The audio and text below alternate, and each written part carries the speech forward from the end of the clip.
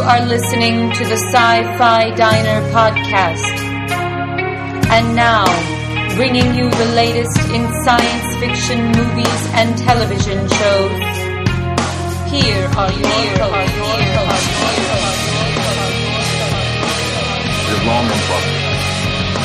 This is the Captain. We had a little problem with our engine sequence, so we may experience some slight turbulence and then explode. I got a bad feeling about this. Walter, put the cow away, would you? What is this place? It's a freak show.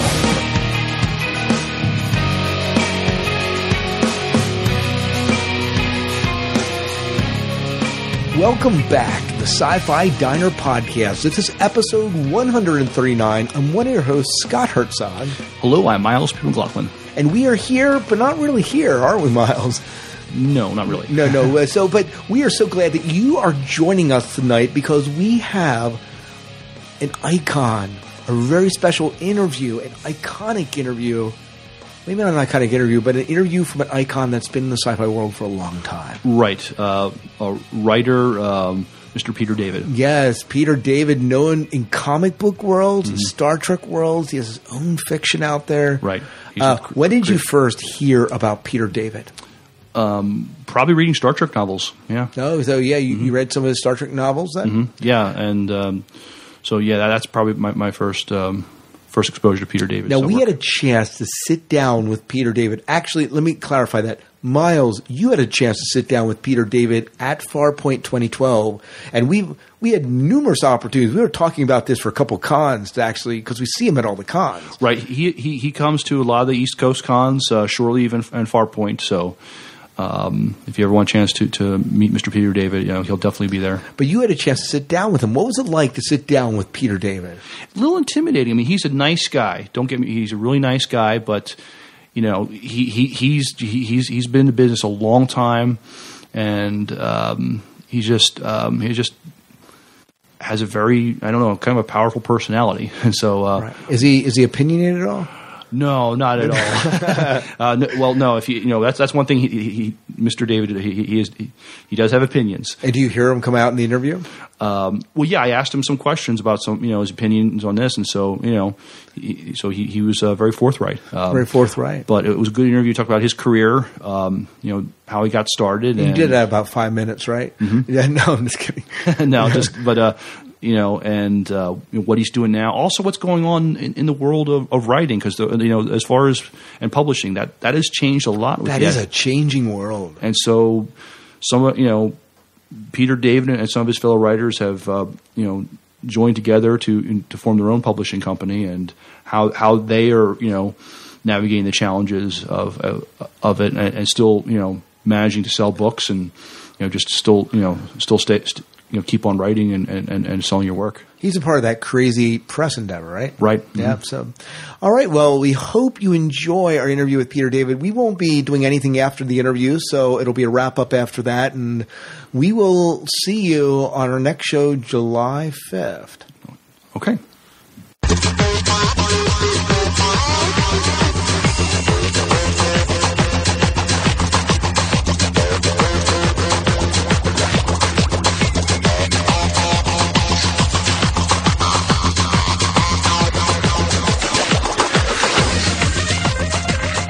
Ladies and gentlemen, if you've been listening to our podcast for any length of time, then you know I'm a huge fan of the Star Trek novels, and delighted to finally be talking with one of those authors whom I've had the pleasure of reading his books he's penned. I'm talking with prolific and award-winning sci-fi, fantasy, comic book, TV, and movie writer, Mr. Peter David. Mr. David, welcome, and thank you for taking time to talk with us on the Sci-Fi Diner podcast. Glad to be here. Thank you so much. I want to say I enjoyed your rendition of Zoot Suit Riot.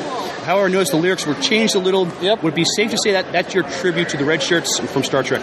Well, yeah, actually, that song had its origins at Shore Leave as part of the opening sketch for Mystery Trekkie Theater, a thing that is done by myself, Bob Greenberger, and Mike Friedman, in which, just as they did in Mystery Science Theater, we screen an episode, in this case, of Star Trek, and we sit there and we make fun of it. And this was part of our opening sketch. Actually, it was pretty much our entire opening sketch. When we did it at Shore Leave, we had a whole group of dancers, and Mike and Bob were feigning playing the trumpet badly, which is really hard to do, but that was really entertaining. I hear Katie Greenberger was off stage, just kind of banging her head against the wall, just watching you and Bob be completely out of sync. It was really amazing. But it was a tribute to the red shirts, the poor schmucks who always are thrust into the situation, the dangerous situation, and don't come back. Which I thought was really the best tribute to that was in Galaxy Quest with Guy, aptly named, because you're right, he's the guy who gets killed. The nameless guy, yeah. Right, some nameless guy, yeah. Well, and his name is Guy, and he spends the whole time being convinced that he's going to die. Which, and wonderfully enough, in the final firefight, notice that he's the only one of the cast members who does not, in fact, get hit. Right, I remember that. Yeah. At any rate, that's what that was, yeah. So, I enjoyed it. I know that, everybody here enjoyed it. Oh, good. So, as a writer, it's safe to assume you write with things you personally enjoy. What was it in comics and sci-fi that you started liking, and what did you enjoy now? Oh, well, I mean, basically, I started enjoying it when I was a kid. I mean, my interest in comic books was really spurred by the stuff that was really spurred by the Superman television show.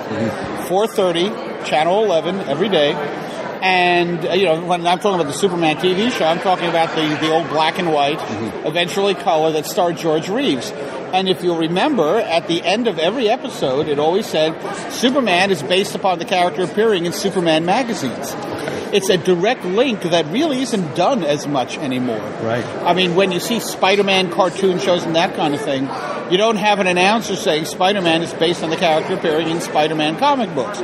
Maybe they should, because certainly in the case of Superman, that's what steered me to the comics. I had no idea the comic book existed, except for that the guy on the TV show told me so, which drove me to the comic books, because this was not now where you can record stuff and have your DVDs or your DVR or whatever and play Superman at your leisure. The only time that I could experience Superman was 4:30. But if I bought comic books, I could take those out and read those whenever I wanted to. So that's what steered me to comic books, and my taste broadened from there. In terms of science fiction, I'm not really sure. I can't really remember what angled me in that direction early on. Other than that, I mean, I like Star Trek, but I also like a lot of the classics. H.G. Wells, Jules Verne, Edgar Rice Burroughs. I mean, I'm ecstatic that John Carter of Mars is finally, being made. I mean, that's something that I've wanted to see for literally decades. Plus now it means that I can, and the timing of it is perfect, because certainly there will be Deja Thoris action figures, and I can get those now, not to have to ask my parents to get them for me. Right. So, score. What do I enjoy now? My tastes really haven't changed all that much. I like solid fantasy. I haven't been reading as much science fiction lately because I go in swings. Lately I've been actually doing more detective novels. Oh. I was devastated when Robert Parker died, because that means no more Spencer novels, at least not from him. I know that they've hired somebody to continue. And also the Spencer novels and Max Allan Collins' work. The Nate Heller books have been a lot of fun. Lately I've also been doing a lot of kids fantasy, because I've been reading books to my daughter. Nice. So I've been reading her everything from the How to Train Your Dragon books to Winnie the Pooh. I'm probably going to start reading The Hunger Games, because I hear a good deal about that. Right. Plus I still enjoy the work of the greats like Harlan Ellison.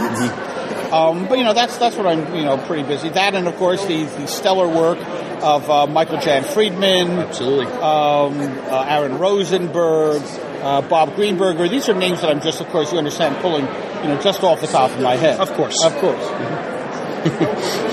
What got you into writing fiction? Well, I mean, I knew I wanted to write, and I originally figured that I was going to be a journalist, the reporter.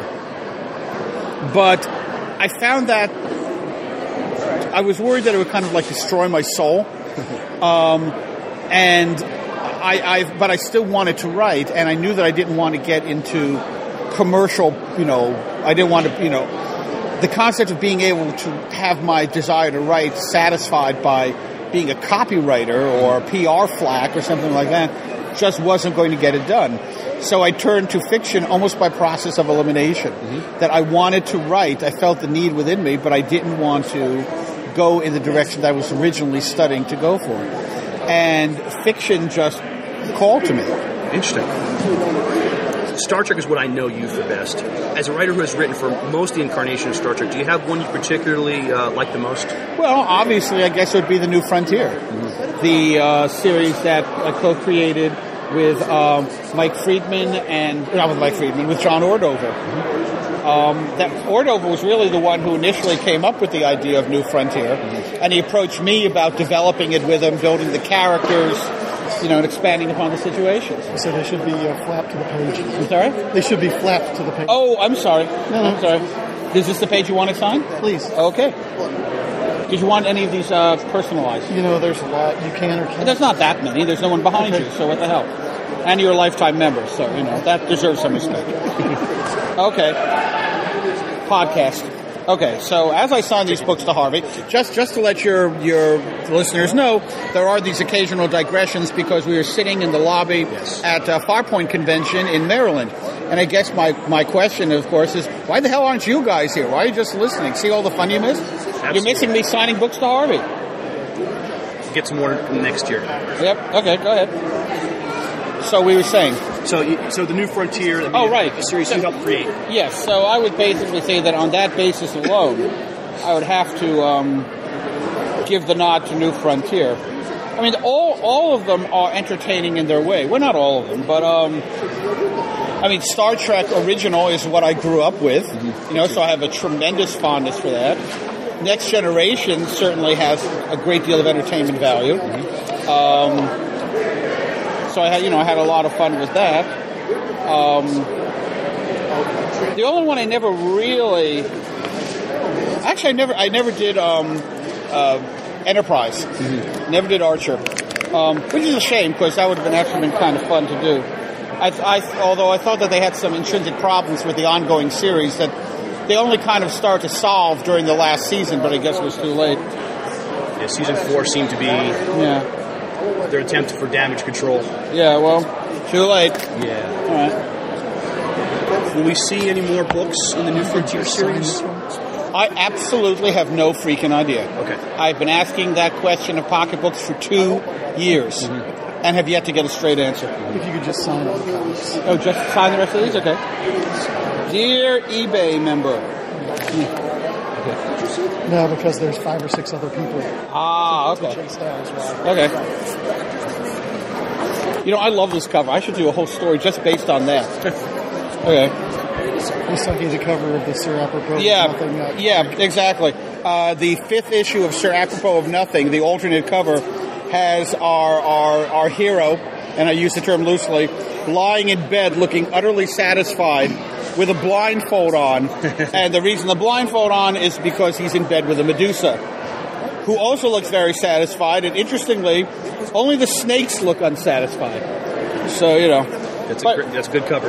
Yeah, I definitely have to do a whole story based on this cover. Was it your idea to use some of the secondary characters from Next Generation for No, that was Ordover. Okay. That was part of the arrangement when he put the deal together with Paramount. The notion that if we use some existing characters, that would serve as a lure to people who might not want to commit to New Frontier otherwise, because it's just an entire array of brand new characters. They felt like having characters like Shelby there for the longtime fans would help be an enticement. Kind of like point of view characters since they've already seen them on the air.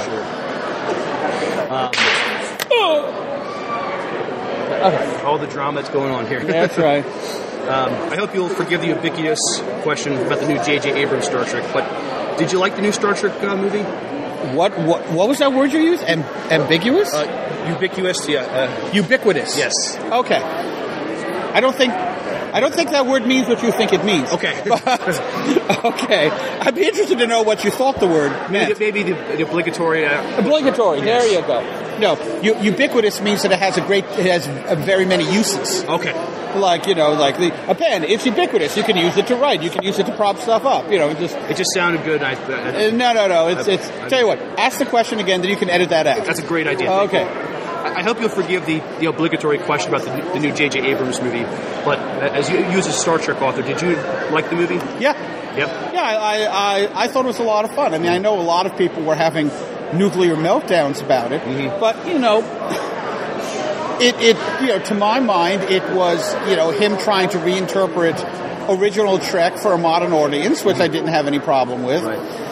I love the fact that he essentially, and yet he was also able to do it in such a way that it more or less left original Star Trek canonical. Right. He made deliberate movements that automatically set this into an alternate universe. Sure. It had to be. Yeah. And there's nothing wrong with that because God knows we've already established in Star Trek, it's part of canon, that there are alternate universe characters. I mean, you really don't have to go much further than Mirror Mirror. Absolutely. If you're taking from the beginning. Not only that, but there was a lot in there that people complained about. But if you go back and rewatch the early episodes with a fresh eye, if you're able to do that, if you can really cleanse everything you know about Star Trek and just watch the first season, you'll see that a lot of the groundwork that was laid, that Abrams took advantage of was laid in those early episodes. I mean, there were a lot of people who were going bug nuts because Spock was involved with Uhura. Right. Yeah, I would contend go back and watch some of those episodes. Sure. Because there was definitely something going on between those two.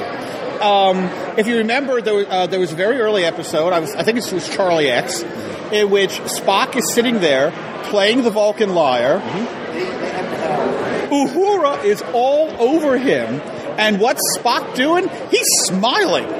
He is freaking smiling as Uhura is singing this song about Mr. Spock and how hot he is and how much women adore him. And Spock is sitting there going, oh yeah. And Uhura is like, she's got her hands all over him. This is in the TV series. Sure. The notion that they didn't follow up on what was the clear chemistry between either Spock and Uhura or Leonard and Nichelle, depending however you want to play it, is simply more a sign of the times, I would think, than anything else. I mean, this was a period of time where Kirk kissed Uhura and people went, bug nuts, in the Deep South. I mean, although not all of them. Not all of them. I think it was George Wallace, of all people, noted bigot. I mean, I think it was George Wallace who says, any red-blooded man who has Lieutenant Uhura in his arms and doesn't kiss him, there's something wrong there. So when even George Wallace is signing off, okay, baby. Right. Which said a lot about George Wallace when you think about it. But anyway, so if you really are willing to look back at those original episodes with a clear mind and a fresh eye, pretty much everything that Abrams did is there. Sure. Yeah. And I thought it was a lot of fun, and I thought that if you're going to compare it to original Trek in terms of performances, a lot of the actors, I think, caught the spirit of the characters. Carl Urban was amazing. It was like watching a young DeForest Kelley. I mean, Urban, of all of them, Urban nailed it. Yeah, I mean, I think that Zachary Quinto caught the spirit of the young Spock. I think Chris Pine caught the fervor of the young Kirk. But oh my God, Carl Urban was Dr. McCoy as much as anyone who's not DeForest Kelley could possibly be. So hats off to that guy. How did you like watching the Big Bang Theory? Oh, you mean when I was actually there? Yeah. Oh man, it was amazing. 4 hours. 4 hours to watch for the 30-minute. For a 30-minute show, yeah. But it was a lot of fun. And what was because I'd love to see it. What was fascinating was the number of times that they filmed alternate lines. Like they would do a particular line, and then they would film a different version or a different joke. When Sheldon did that line about it would be like asking the Incredible Hulk to open a jar of pickles. Yeah. There were like 3 different other jokes. All of them it would be like, right? And the thing is, I don't remember any of the others, which shows that they made the right choice. But I was sitting there and going, please use the Hulk line. Please use the Hulk line. And that's what they would. And there was one thing when Raj, when what's his name, when Simon, not Simon, what's his name? When Howard says he doesn't know what to do, and Raj turns to him and says again in a callback to earlier in the scene, follow your heart, the audience was gone. I mean, the way that he did it, the audience was finished. The laughter went on so long that they had to cut and reshoot it because there was too much laughter. I mean, it literally stopped the show. We said, follow your heart. We were done. We were done. There was about 30 seconds of just, because the way he said it and the timing was so perfect that he actually, in the one that aired, he actually did it in a slightly less funny manner. And I don't know how you manage that, but just something in his tone, something in it, he didn't quite pause quite as long. He did it in a deliberately less funny manner to control the audience laughter. Because we were still laughing so hard that from the first time that if he did it the same way, it would have been all over again. Oh, yeah. So it was just amazing to watch. Here you go. Thank you. Throw me the money, I'll throw you the book. Yeah, that is one show I could honestly say I would just love to if I ever got the chance to go see it. Oh, it was great. It was great. I cannot recommend it highly. So you got to see the recording live? Yes. Oh, that'd be fun. You know, I mean, that's nothing. My date, I brought Susan Ellison, Harlan's wife. Uh-huh. Harlan babysat my 9-year-old. Oh, that's great. Yeah, so, I've got my 9-year-old being babysat by Harlan Ellison. I'm in the front row with Susan and both Bill Prady and Chuck Lorre came over to us. Oh, wow. To say hi. Nice. Susan is convinced that it was because of me, but I'm going, no, it's because Harlan Ellison's wife was sitting next to me. Let's not kid ourselves. That's cool. Yeah, but so that was definitely fun. If you ever have the opportunity, I would highly recommend it. I mean, I've watched it from the beginning. When they had the writer's strike, I was so worried that they were going to cancel because, I mean, the show hadn't really What is it, sweetie? Off the ground yet. How you doing, Andrew? I mean, it was good. It was a good time. Wait, come around here. The writer's strike, they only did like a third of the season, and then... What's up, baby doll? What was the thing you wanted to do? You don't get enough of fairy guard We're going to see some more Star Trek. Oh, I thought you were going to watch the Masquerade thing. I think well, do you want to do the balloons? Everyone seems to be having a lot of fun. Why not? The little girl's a ray gun. Maybe he could make you like a balloon like Jaguar or something. Or a cheetah. Isn't there anything that you think would be a really cool balloon? He could make you a balloon sword. He made that little girl a balloon ray gun. He wants to be on Big Bang. We talked about it. Oh, did you? Okay. Yeah. Oh, wow. Well, just hang out. Yeah, he would be. I think he'd be hilarious on Okay, so let's get back to this. Yes. Thank you very much. Thank you, Ken. All right. Getting books electronically has been around for a while, but it's only been within the last 5 years it's really taken off. Yeah. How has that helped or maybe hurt authors like yourself? Well, ideally, it's going to help because a year or so ago, Mike Friedman, who happens to be sitting right down there, came to myself and several other authors and said, look, this really looks to be the new direction that publishing is going. Publishers are becoming less and less essential. We can now get our books directly to a wide audience through venues such as Amazon and Barnes & Noble. And why don't we start up our own group, our own collective? He says, because, we're not really a publishing group, but Crazy 8 Press, which is what we wound up calling ourselves, is really kind of a collective where we're pooling our social media resources so that instead of being, a bunch of individual guys throwing our messages in little bottles out into the ocean and hoping that it gets noticed, are instead taking all of our messages and throwing it into one really, really big bottle that has a much better chance of being seen. Because there's a lot of material out there. Sure. And it helps for all of us to be covering each other's backs by getting word out. Yeah, exactly. And that's really where the concept of Crazy 8 came from. And it has been, to a certain degree, it's a learning experience, and we're still trying to get ahead on the learning curve in all of the ways that the material can be gotten out there and explored. And it's been fascinating to watch. I think ebooks and self-publishing gives a tremendous opportunity for writers to get out some of the works that might be considered unsaleable by publishers. Right. Because, for two reasons. Number one, publishers have to sell a lot of books in order to make it worth their time. And second, publishers aren't really looking so much for originality as they are for stuff that is just like other stuff that's sold. And, and that can be problematic. I mean, it's really anything that comes out that is really unusual. It's almost a fluke that it actually managed to come out in the first place. Sure. And ultimately, what it means is that we can control our own destinies, and I find that to be a really exciting prospect. So you're staying ahead of the technology, or at least being a bit changing with the times, and you have creative freedom. Exactly, and exactly right. And we have the books accessible to the fans. It's on Amazon, which means that anybody who's got any kind of a computer who can download a Kindle app can get it. Plus if they have the Kindle, fine. Same thing with Barnes & Noble. Anyone can get the Nook app for their various computers. Plus, for people who admittedly are kind of like me and traditionalists, we have trade paperbacks available. So you're still sticking with... So readers can have both. They can have the digital, and they can still have, They can have either or. Yeah.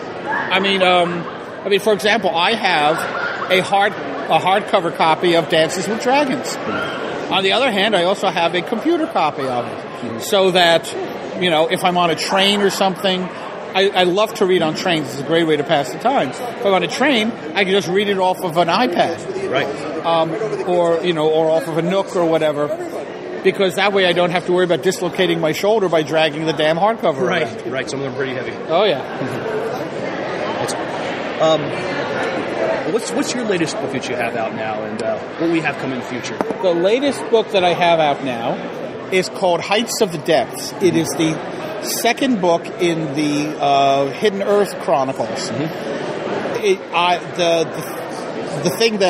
The funny thing is that the first book came out in 2007. And people have been asking me consistently over the last bunch of years, when is book 2 coming out?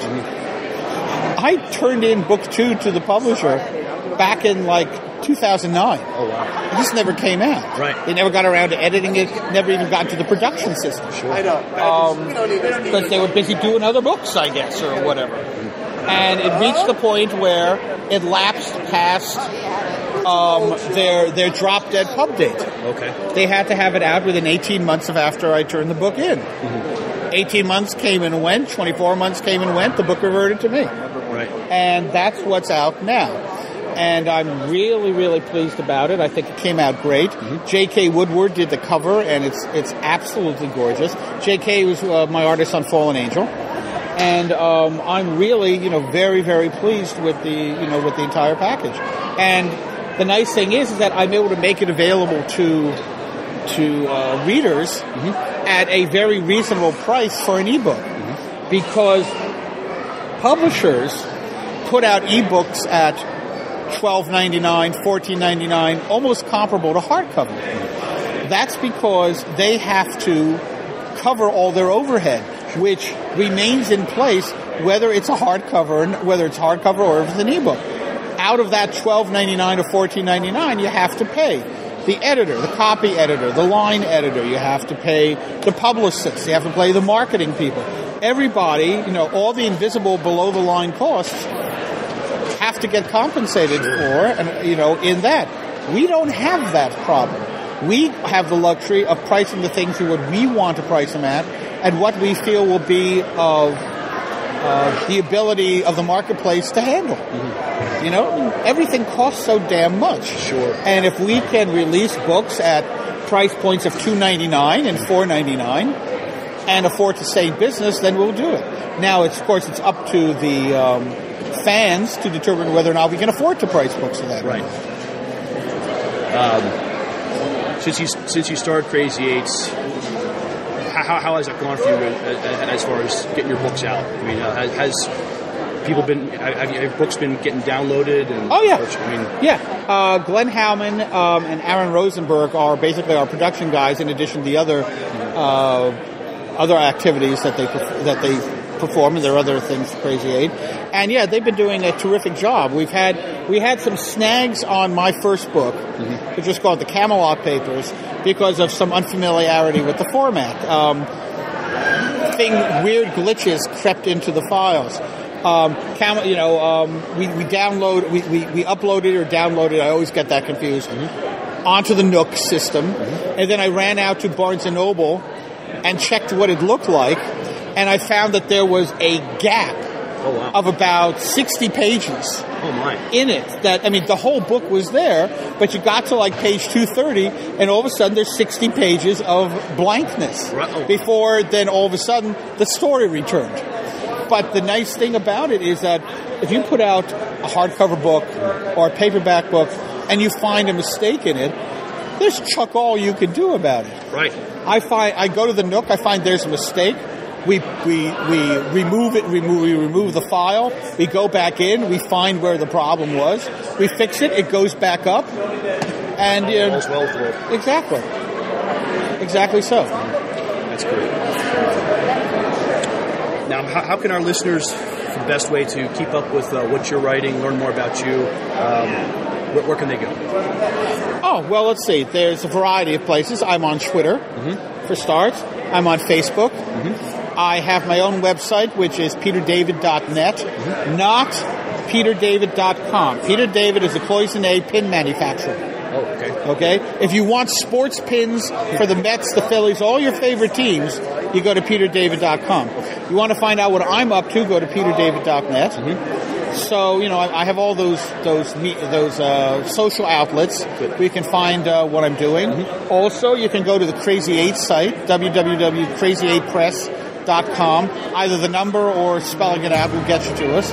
So you can find out what's coming out from Crazy 8 Press, both from me and also from my associates. Excellent. I'm really easy to keep up with. Great. Mr. David, it's been a pleasure talking with you. I've enjoyed your writings in the past, and I'm sure I'm going to continue to in the future. Okay, thank you very much. Thank you very much. Take care.